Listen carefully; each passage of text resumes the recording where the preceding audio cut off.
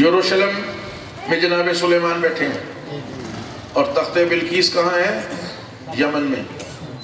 سبا، ملک سبا جو آج کل یمن ہے، یمن سے یروشلم کتنا فاصلہ جغرافیہ میں دیکھے جا کے. کتنا ٹائم لوگے بھائی؟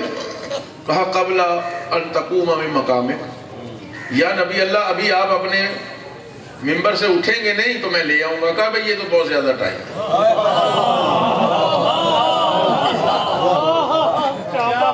اب مجھے بتائیں اس ممبر سے اٹھ کے کھڑے ہونے میں کتنی دیر لگے گی؟ کہا یہ تو بہت زیادہ دیر ہے. قال الذی عنده علم من الکتاب، اب وہ بولا جس کے پاس کتاب کا تھوڑا سا علم تھا. من آتا ہے تھوڑی سی چیز کو بیان کرنے کے لیے. قال الذی عنده علم من الکتاب، جس کے پاس کتاب کا تھوڑا سا علم تھا، اس نے کہا انا آتیک بہ، میں لاتا ہوں. کہا کتنا ٹائم لوگے؟ کہا ابھی آپ پلک جھپکنے نہیں پائیں گے. قبل ان یرتد یرطرفک، ابھی آپ پلک جھپکنے نہیں پائیں گے. جناب سلیمان نے پلک جھپکی تخت پہنچا ہوا تھا، تخت آیا ہوا تھا. جس کے پاس تھوڑا سا علم، یہ حضرت امام جعفر صادق علیہ السلام. توجہ بھائی، ارشاد فرماتے ہیں کہ کل اسماء اعظم، کل علم الہی 72 اسماء اعظم ہے. 73 اسم اعظم. سب سے زیادہ ابراہیم کو ملے 18 نبیوں میں 18. اور فرمایا آصف برخیا کے پاس ایک تھا. یہ جو جناب سلیمان کا جانشین ہے اس کے پاس ایک. اس ایک کا کمال دیکھا آپ نے؟ فاصلے سمٹا دیے، مکان کو سمٹا دیا اور زمان کو روک دیا. یہی کچھ ہے نا، مکان کو سمیٹ دیا، زمان کو روک دیا. یعنی ایک اسم اعظم کا کمال یہ ہے کہ زمان پر بھی کنٹرول اور مکان پر بھی کنٹرول. صلوات بھیجے محمد والی.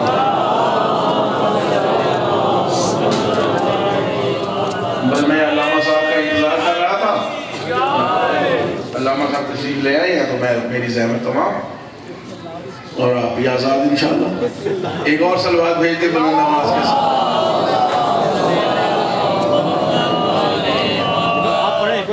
توجہ ہے جناب؟ جس کے پاس ایک اسم اعظم، اس کا یہ کنٹرول اور تصرف ہے کائنات پر. اور یہ جس کو ایک اسم اعظم ملا، اس کو قرآن نے اللہ کا ولی نہیں کہا. نہیں، جب ولی نہیں کہا تو یہ ولی اللہ اعظم بھی نہیں ہے. جس کے پاس ایک اسم اعظم، اس کی اتنی تصرف اور کائنات پہ کنٹرول کہ زمان کو روک لے، مکان کو سمٹا دے. اب امام صادق فرماتے ہیں کہ اللہ نے ہمیں 72 اسماء اعظم دیے. جس کا ایک اسم اعظم رکھنے والے کا اتنا کنٹرول ہے تو جن کے پاس 72 اسم اعظم ہے ان کا کنٹرول کیا ہوگا؟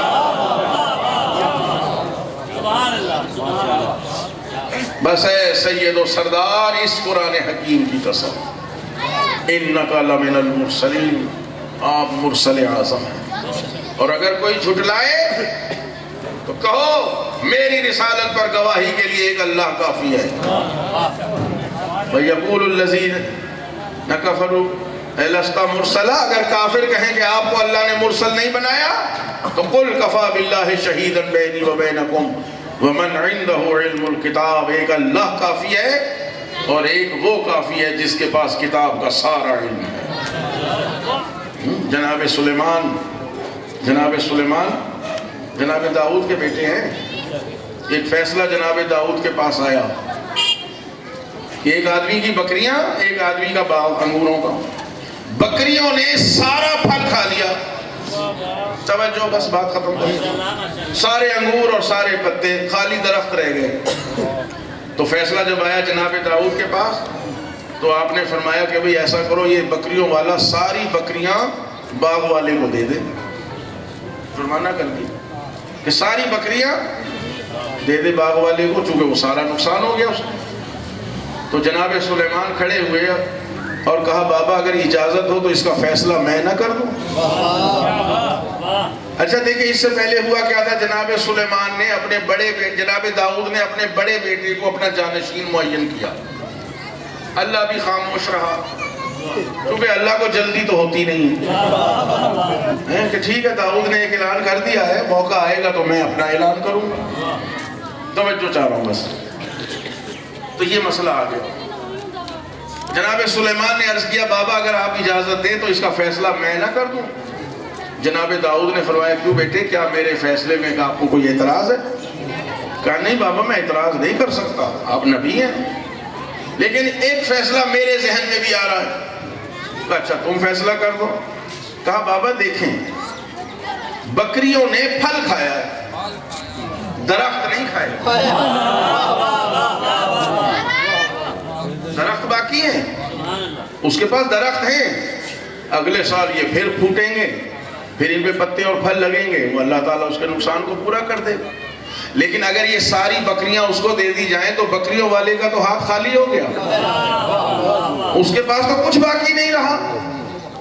کہا بیٹے پھر کیا کریں؟ کہا اب یہ ہو سکتا ہے عادلانہ میری نظر میں کہ چونکہ ایک سال کا پھل کھایا ہے بکریوں نے، تو یہ ایک سال کا سارا دودھ باغ والے کو دے۔ چونکہ درختوں کا پھل انگور، بکریوں کا پھل ہے دودھ، پھل کا نقصان ہوا ہے تو پھل سے پورا کیا جائے۔ اس کے پاس درخت رہیں، پھل کی جگہ پہ دودھ مل جائے، اس کے پاس کم از کم بکریاں تو باقی رہیں۔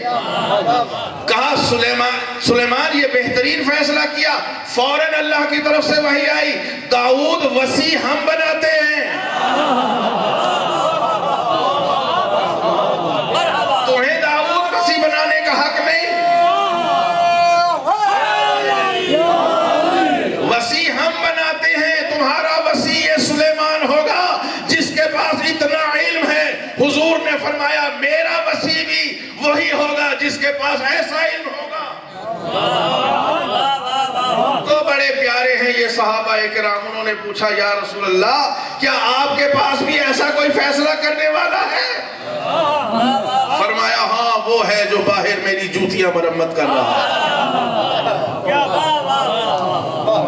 یہ وہی ہو سکتا ہے وصی پیغمبر جو کہے اگر میرے لیے مسند قضا بچھا دی جائے تو توریت والوں کے لیے توریت سے فیصلے کروں گا، زبور والوں کے لیے زبور سے فیصلے کروں گا، انجیل والوں کے لیے انجیل سے فیصلے کروں گا، قرآن والوں کے لیے قرآن سے فیصلہ کروں گا، اور فیصلہ ایسا ہوگا کہ کتاب خدا گواہی دے گی کہ جو فیصلہ علی نے کیا ہے وہی حکم خدا ہے۔